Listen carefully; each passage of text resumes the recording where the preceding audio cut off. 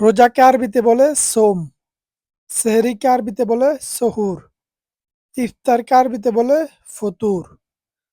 আনা সাইম এর অর্থ হচ্ছে আমি রোজা আছি। সাধারণকে আরবিতে বলে বাসিত, ইংলিশে বলে সিম্পল।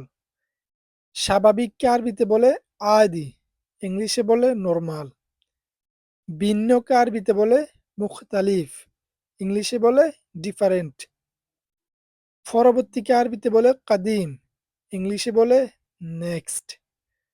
কমকে আরবিতে বলে মুনখাফিদ, ইংলিশে বলে লো।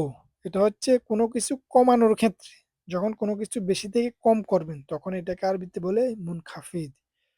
ধীরগতি, ধীরগতিকে আরবিতে বলে বাতি, ইংলিশে বলে স্লো। রাজি হওয়া, রাজি হওয়াকে আরবিতে বলে ওয়াফিক, ইংলিশে বলে এগ্রি। খারাপ অভ্যাস, খারাপ অভ্যাসকে আরবিতে বলে আদা সাইয়া, ইংলিশে বলে ব্যাড হ্যাবিট। নীরব থাকা, নীরব থাকাকে আরবিতে বলে সামিত, ইংলিশে বলে সাইলেন্ট। নিঃশব্দ, নিঃশব্দকে আরবিতে বলে সিকুত, ইংলিশে বলে কোয়াইট অথবা সাইলেন্ট।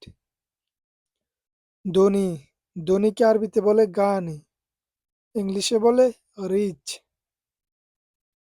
মিটিং, মিটিংকে আরবিতে বলে ইস্তিমা, ইংলিশে বলে মিটিং। বক্তব্য দেওয়া, বক্তব্য দেওয়াকে আরবিতে বলে তাওজিহাত, ইংলিশে বলে ব্রিফিং।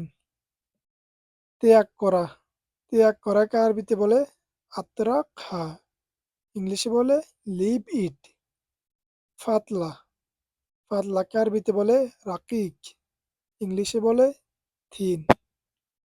গাঢ়, গাঢ়কে আরবিতে বলে সামিক, ইংলিশে বলে থিক।